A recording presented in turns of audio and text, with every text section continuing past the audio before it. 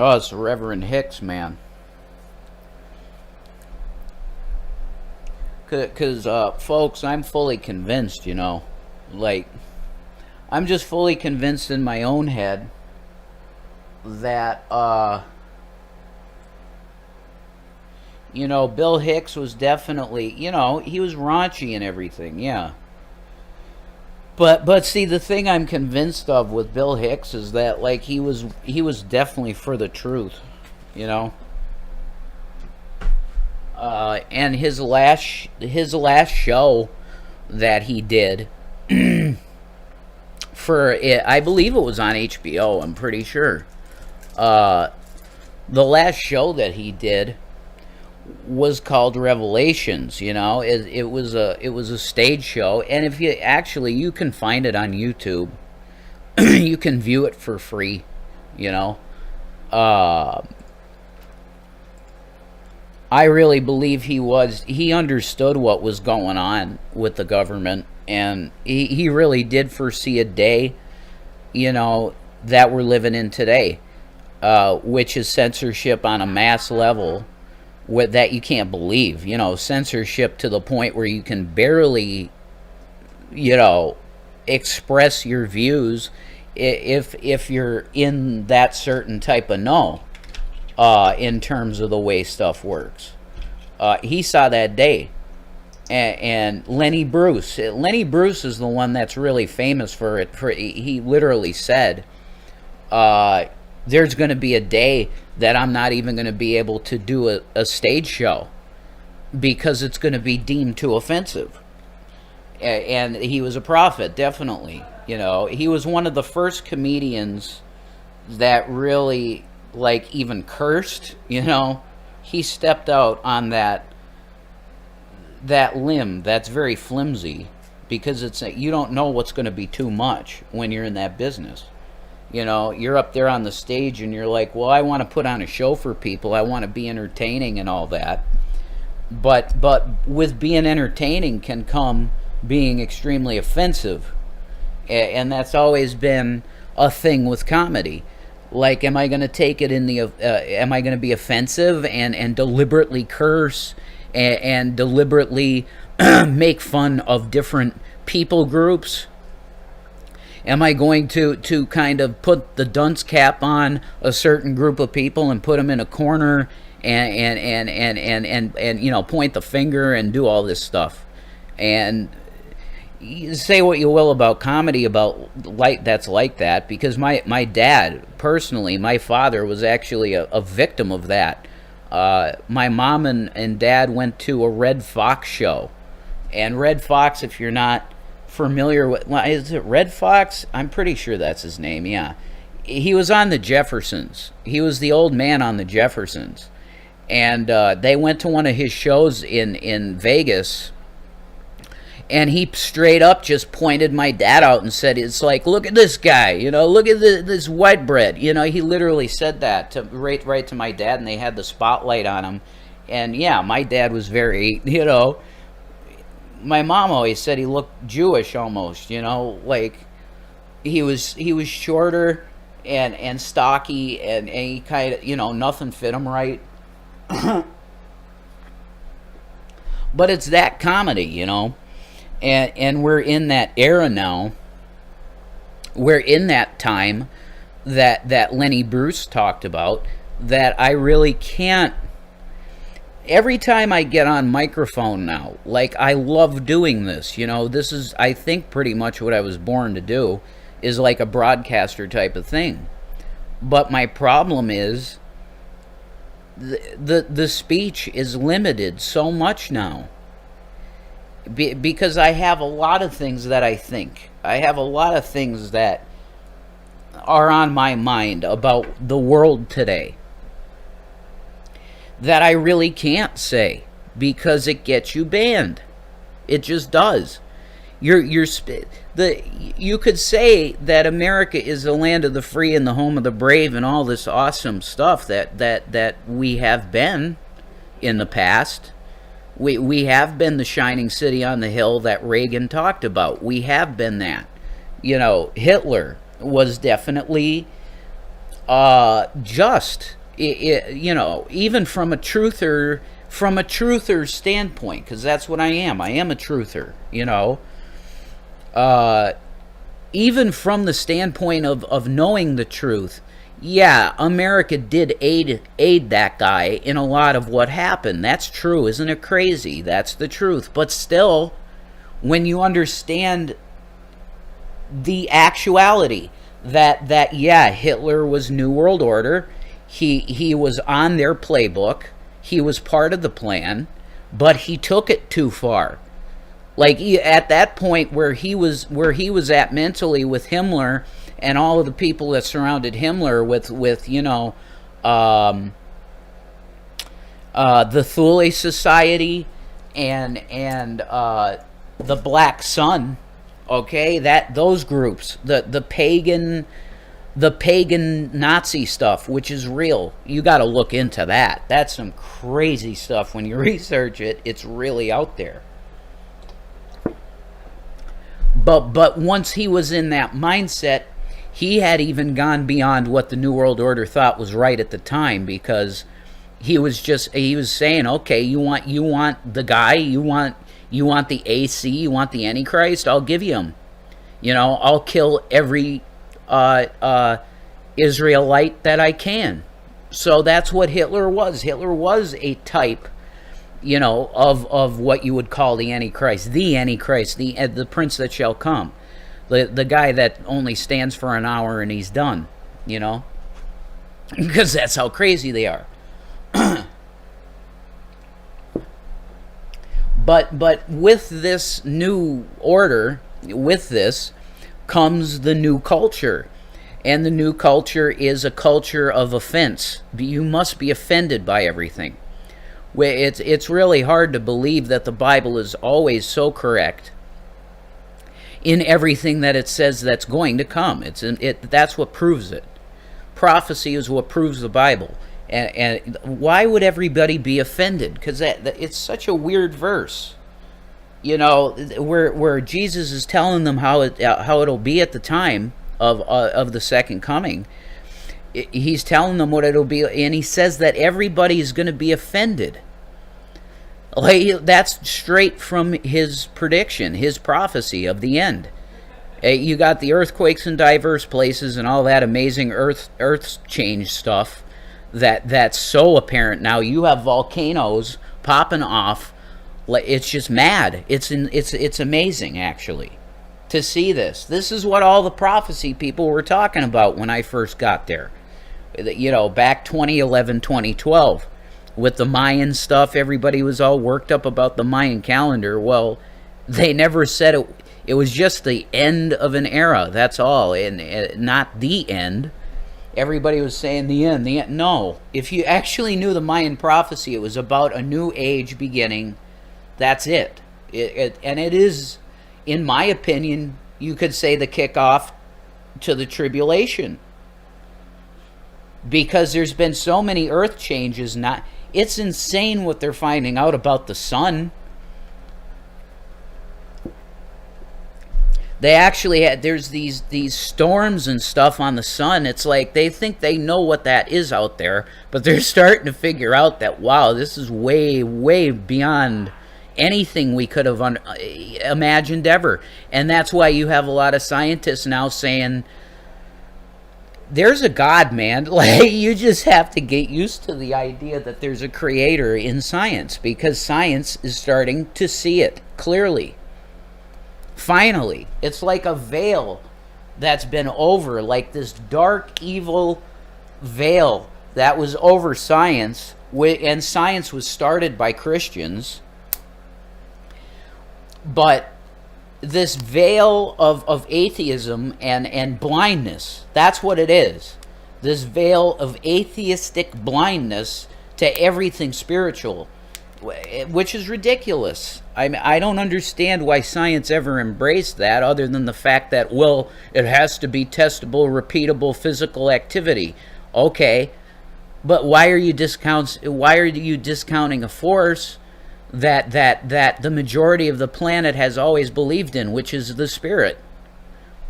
You know, the most primitive of minds understood, and the most sophisticated of minds at the time understood that there was a spiritual existence, that there was, you may feel it's like ethereal, or, you know, not tangible, but it's just as real as the desk in front of me that's solid, but not really solid, because the atoms that make up the microphone I'm even speaking on are not solid. Technically speaking, they're not. They're just at a energy vibration that I can touch it. Like the fabric of reality right now could change in front of me, and nothing would be solid anymore.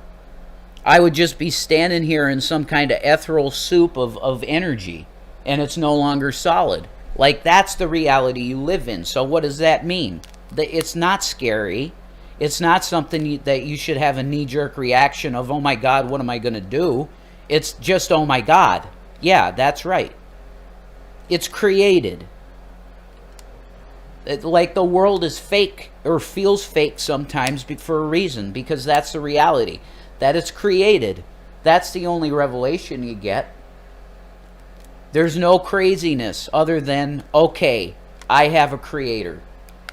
Now, if you have a problem with that statement, right? I have a creator. Why do you have a problem with that statement? It should be a revelation of love to you. Sorry. It should be a revelation of love, nothing more. It's not that's the living waters in my stomach, you know, Shan. Is that so? Yeah, the Holy Spirit speaking. Because I can exist, you know, because we got blessed. But here's the thing. That should not scare you, the fact that you have a creator. Because does that make you feel like you're going to be accountable to a being? Well, you are, no matter what, accountable to somebody or something. That's already the case for you. Huh? I mean, you are literally, you are told that you must comply. Don't pay your taxes.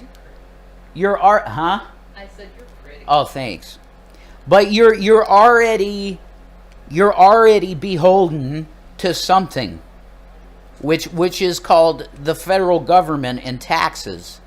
Okay? They're your God right now. Okay? So why do you have a problem with there being a creator of them? Because God created the governmental system too. Okay? He created it all. And Christians, let's not deny the evil, okay? Because your own Lord says that He created it and He uses it, okay? Don't get all worked up with that. And this is where Masonry comes in. I'm really starting to understand a lot, folks. And no, it doesn't mean that I'm going, you know, weirdly New Age Christian satanic. That, not at all, okay? But when you understand the end game of God, and that He literally created everything, it becomes quickly apparent that Satan only has as much power that God gives him. Now that's really, really amazing. It means that you're playing a rigged game. It is a rigged game. It's really easy to win at this game in life. It's choosing good and evil. And for the people that are choosing evil, why? Okay? That should be the name of the stream. Is just why? Question mark. You got to ask yourself the why question. If you have a problem with having a creator, why do you have a problem with having a creator? If you are reveling and loving evil, why are you reveling in and loving evil? Why? That's got to sink in. Because there's got to be a viable good answer for that. For people that do engage in deliberate evil. There's got to be a reason you're doing it. Right? You wouldn't just engage in evil to engage in evil if it wasn't giving you some sort of physiological, psychological response.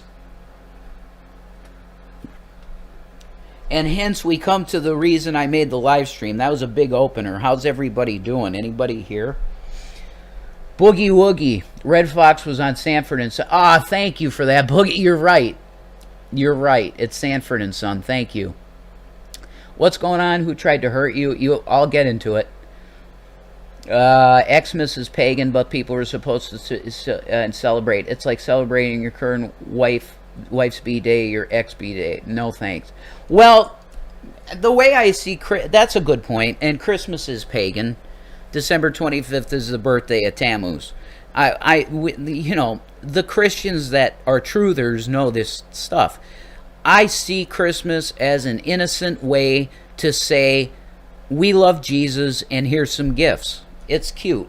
My mom was a very devout Christian and she loved Santa and the whole deal, all of it. It's whatever. What a pick. Thanks for that.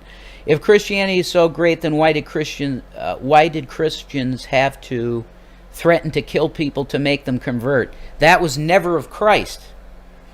Yeah, and I'll say for Protestants and Catholics. Okay, that was never of Jesus Christ. He told Peter to put the sword down. And Peter was just extremely stubborn, aggressive male. And he cut that ear off and Jesus healed it. Okay? It was never of Christ to do that. The church was flourishing without shedding blood. And that's why Rome joined. When you hear that the Catholic Church, is the representation of Christianity on the planet, that's exactly what Satan wanted. Rome, pagan Rome became the Christian world. They married. Do you get what I'm saying? When you go to a mass, what does a mass represent? You're celebrating the death. Why do you think they have Jesus still on the cross? With that said, the Catholics are saved. Okay? I don't Catholic bash at all. But they should know that their leadership is horrible. And the reason that a lot of people feel the way they do about Christianity is due to the government of the Vatican. Okay? I'll repeat that. It's the government, the city-state of the Vatican. The Holy See, the office of the Holy See, who attempts to usurp the throne of Jesus and make himself Christ. He is called the Vicar of Christ, which means replacement. The Pope has been Antichrist since the beginning, okay? It was never of Christ to kill in the name of Jesus, ever. Merry Christmas and get you a job. I got you here. Someone tried to kill you guys. Yeah, that's true. Get jobs.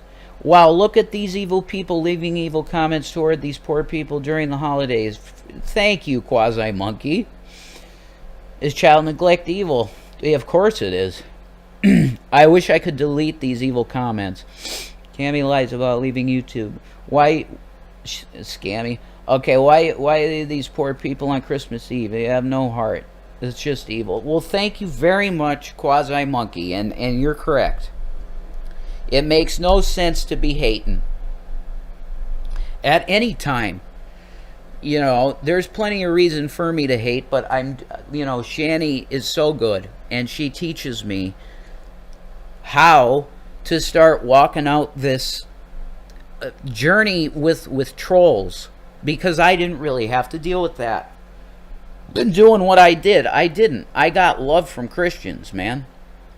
Because I was one of the bigger prophecy channels at the time. Definitely. In terms of prophecy. Because the big guys weren't even on there really yet.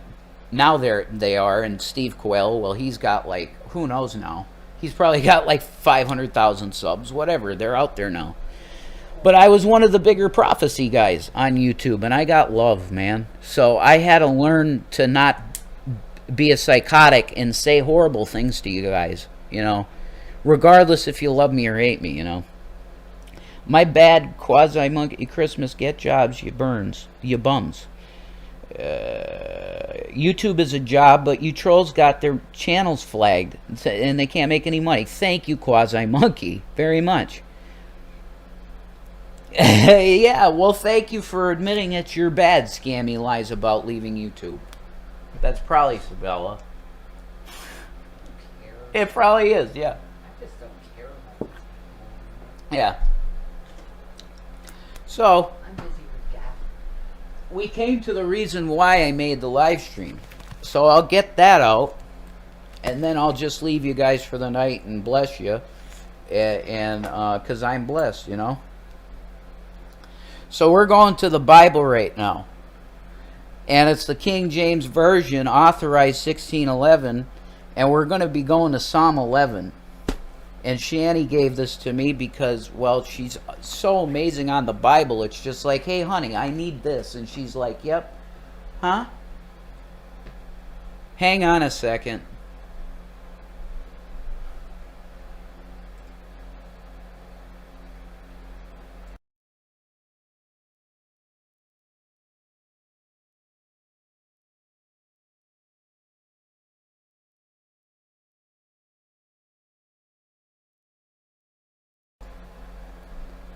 Alright, folks, sorry about that. Just need to get something taken care of here.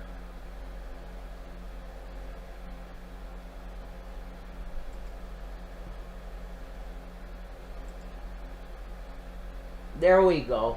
I just had, sorry guys, I had to take, you know, stalkers. It's like, what the hell do you do? There's plenty of proof of it on here, and individuals make it easy to prove. And you're going to pay for it. We're going to the Holy King James Bible 1611, King James Authorized Version, and we're going to Psalm 11, because I said I really need a scripture that I can put out that I'm like, you know, David's like, this is really rough, but, you know, the Lord is going to bring me through it. You know, you guys tried to chop my head off, but I'm still standing. And we're at Psalm 11. In the Lord put I my trust. How say ye to my soul, flee as a bird to your mountain? For lo, the wicked bend their bow, they make ready their arrow upon the string, that they may privily shoot at the upright in heart. And that's Shani. You know, leave me out of it, whatever. That's Shani with her sons. Okay? You're shooting a bow at an upright, up-hearted, upright heart individuals. Verse 3, if the fountains be destroyed, what can the righteous do? The Lord is in his holy temple. The Lord's throne is in heaven. His eyes behold, his eyelids try the children of men. The Lord trieth the righteous, but the wicked and him that loveth violence his soul hateth. You hear that? You love violence, you love hate. You got a problem. Upon the wicked he shall rain snares, fire and brimstone, and a horrible tempest. This shall be the portion of their cup. Yeah, that you hear that, individual? That's your fate. 7 verses. It's a perfect, this was the perfect psalm to give me.